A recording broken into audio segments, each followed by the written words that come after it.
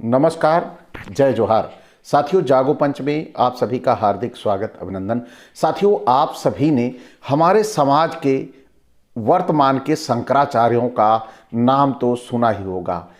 एक अभी हाल ही में विवादों में आए शंकराचार्य यानी स्वामी शंकराचार्य अभिमुक्तेश्वरानंद, इनकी चर्चा जब से इस बार कुंभ का मेला लगा, ये लगातार कुंभ के मेले में छाए रहे, क्योंकि इन्होंने जो शासन प्रशासन की जो व्यवस्था थी उस व्यवस्था को दरकिनार करने का प्रयास किया, या इसे हम इस तरह भी कह सकते हैं कि इनका योगी से 36 का आंकड़ा था और योगी जी ने इन्हें स्नान करने नहीं दिया। साथियों, ये मामला वहीं थम जाता तो ठीक था, क्योंकि जब इन्हें स्नान करने को नहीं मिला तब इन्होंने वहां पर धरना प्रदर्शन शुरू कर दिया, और जब इन्होंने धरना प्रदर्शन शुरू किया तब मामला शुरू हो जाता है शंकराचार्य और जगत गुरु रामभद्राचार्य में वाद विवाद का।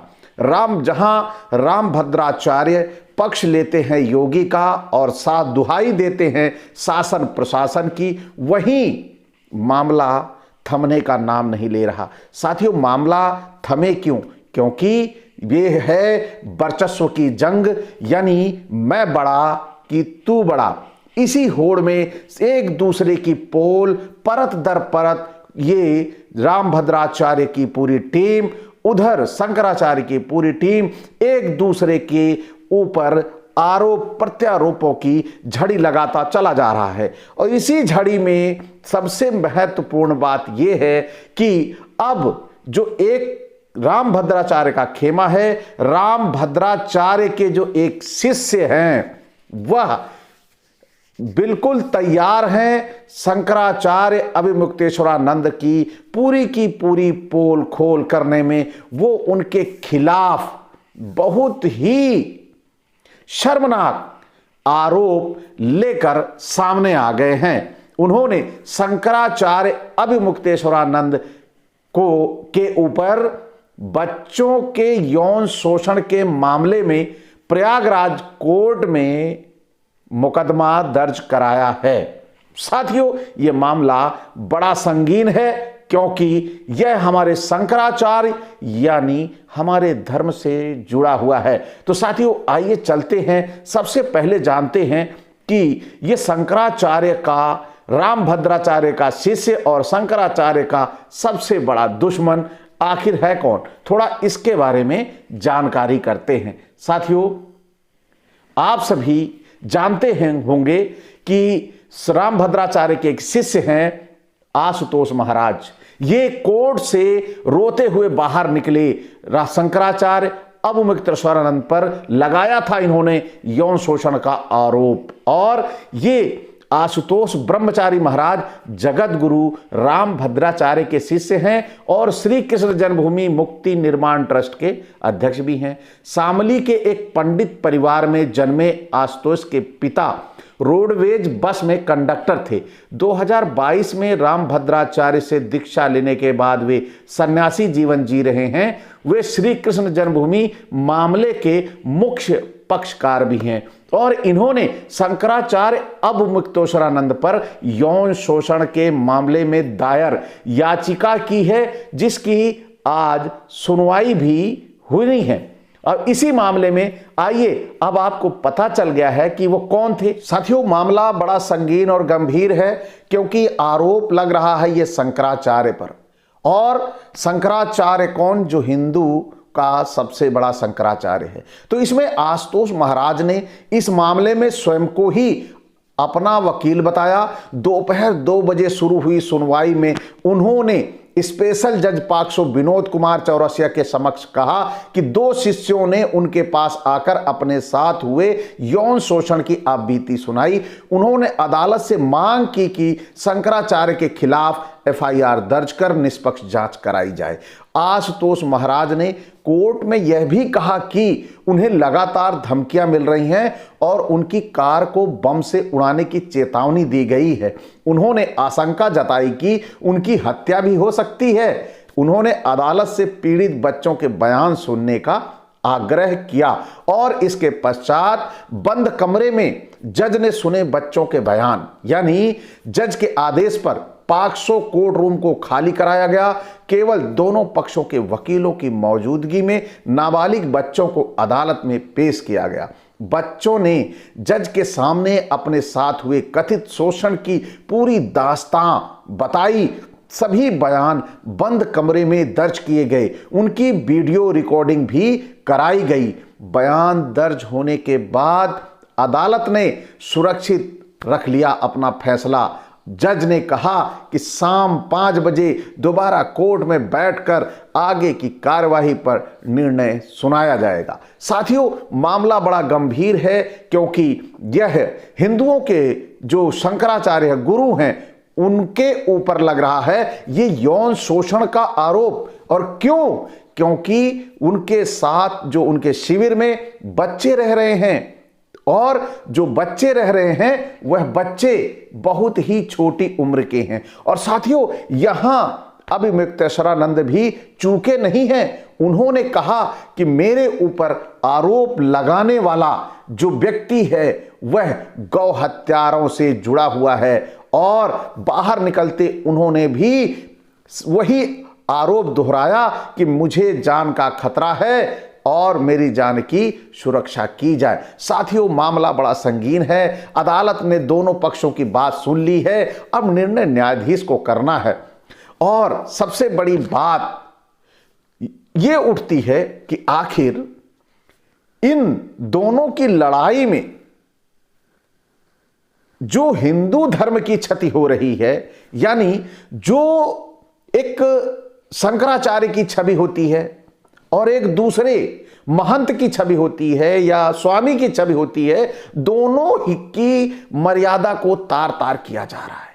किसी को यह चिंता नहीं है कि एक जगत गुरु रामभद्राचार्य का शिष्य है, दूसरा शंकराचार्य अभिमुक्तेश्वरानंद है। और आरोप क्या लग रहा है?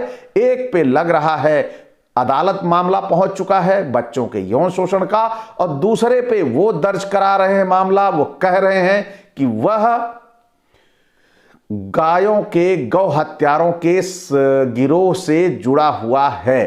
तो साथियों, एक आरोप और भी इसमें बड़ा संगीन लगा है कि ये कहा है अभिमुक्तेश्वरानंद के पास आय से अधिक संपत्ति भी है। और साथियों, सबसे बड़ी बात तो यह है, जब शंकराचार्य के पास आय से अधिक संपत्ति है तो मामला क्या अभिमुक्तेश्वरानंद कोई फैक्ट्री लगाए हैं, बराबर आईटीआर भरते हैं, या इसके अलावा वो कौन सी ऐसी संपत्ति से अर्जन करते हैं, कहां से ऐसा धन प्राप्त कर रहे हैं, यह बड़ा सोचने वाला है। लेकिन इस जिसने आरोप लगाया है, आरोपी ने पुलिस कमिश्नर से शिकायत की थी 24 जनवरी को ही, मौनी अमावस्या के दिन। और ये आशुतोष महाराज हैं, इन्होंने कोई कसर नहीं छोड़ी अभिमुक्तेश्वरानंद के इज्जत को तार तार करने में, क्योंकि ये जो आरोप लग रहा है ये आरोप वहां से आ रहा है, गुरुकुल से आ रहा है। गुरुकुल में जहां बच्चों को वैदिक शिक्षा के संस्कार दिए जाते हैं, जहां से शंकराचार्य बन के निकलते हैं, वहीं से इन छोटे बच्चों पर यौन शोषण किया जा रहा है। अगर ये वास्तव में सच निकलता है तो ये बड़ा ही शर्मनाक विषय होगा। लेकिन मैं आपको अब उन खबरों की तरफ लेके चलता हूं जो इन खबरों को नेशनल मीडिया में कवरेज किया गया है और इसे किस तरह से प्रस्तुत किया गया है। तो सबसे पहले मैं रिपब्लिक भारत का खबर सुनाऊंगा कि शंकराचार्य अभिमुक्तेश्वरानंद पर लगे यौन शोषण के मामले में प्रयागराज कोर्ट ने क्या कहा, इस पर कार्यवाही हुई। आप देखिए, फिर आगे चल के मैं बताता हूं। एनडीटीवी लिख रहा है, आश्रम में यौन शोषण का आरोप, शंकराचार्य स्वामी अभिमुक्तेश्वरानंद के खिलाफ कोर्ट पहुंचे आशुतोष ब्रह्मचारी। मामला गंभीर है साथियों, क्योंकि यह सारे अखबारों में भी लगातार आ रहा है।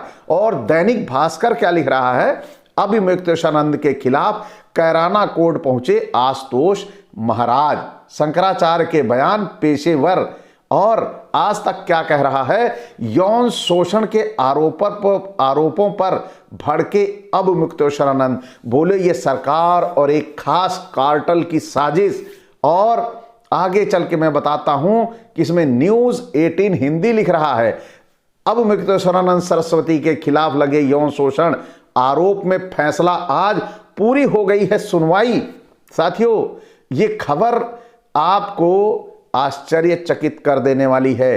भास्कर इंग्लिश लिख रहा है, शंकराचार्य अब विवेक मुक्तेश्वरानंद यौन शोषण मामले में जल्द फैसला, आशुतोष महाराज रो पड़े। मामला गंभीर है साथियों। ये गंभीर इसलिए नहीं है, ये वैश्विक स्तर पर जो अपमान किया जा रहा है, यानी जिसके ऊपर हिंदू धर्म की यानी सनातन धर्म की बागडोर जिसके मजबूत कंधों पर है, उनके कंधे आरोपों से खाली नहीं जा रहे। साथियों, कोई नई बात नहीं है ये।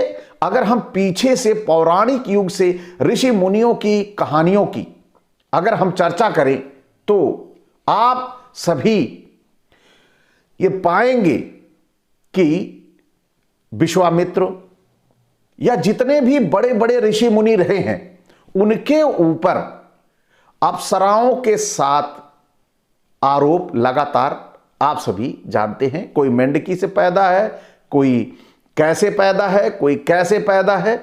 उनके पैदा होने के तरीके भी बड़े अजीबोगरीब हैं। तो ये आरोपों से खाली नहीं रहा है।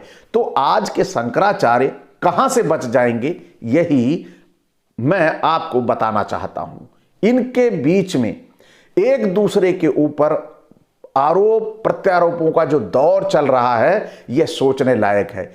एक दूसरे को अवैध हथियार रखने तक के आरोप लग रहे हैं। यानी कि क्या ये शंकराचार्य हैं या फिर ये बड़े बड़े गैंग चल रहे हैं आतंकियों के, यह भी समझना होगा। क्योंकि अगर ये आरोप लग रहे हैं तो सरकार का दायित्व तो है कि इन आरोपों का गहनता से जांच किया जाए, क्योंकि ये जो आरोप आ रहे हैं ये झूठे नहीं हैं, क्योंकि बिना आग के धुआं नहीं उठता, ये आप सभी को पता है।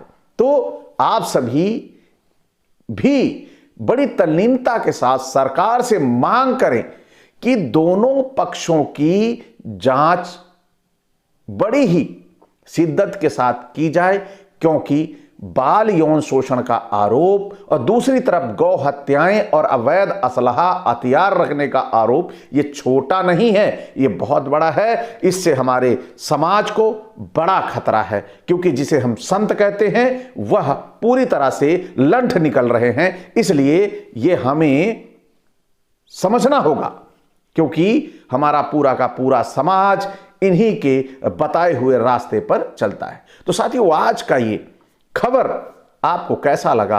अच्छा लगा हो तो लाइक करें और इसे ज्यादा से ज्यादा तक लोगों तक पहुंचाएं कि हम जिनके भरोसे बैठे हैं, जिनके मजबूत कंधों पर हिंदुत्व का, सनातन का भार है, वही कंधे दागदार हैं, बदनुमा धब्बे लग रहे हैं, वह वैश्विक रूप से हमारे धर्म को कमजोर कर रहे हैं। इसी के साथ विदा, नमस्कार, जय जोहार।